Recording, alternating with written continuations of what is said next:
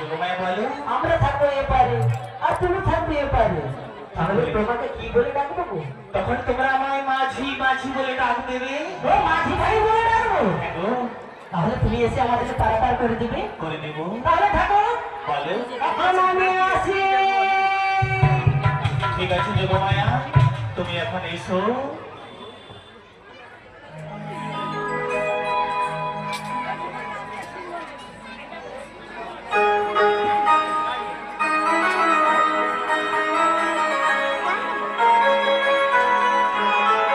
তাহলে ঠাকুরের কথা মতো আমাকে যেতে হবে ওই জটিলার মন্দিরে। তাই জটিলা মন্দিরে যাওয়ার জন্য আমি তৈরি হয়ে আছি।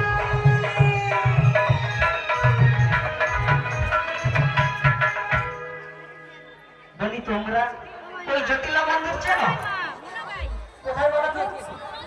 এইদিকে। ঠিক বলেছো। ওরে বাবা, হ্যাঁ কি হলো কি? ওই জটিলা মন্দিরে তো তুমি যাবে। হ্যাঁ, কিন্তু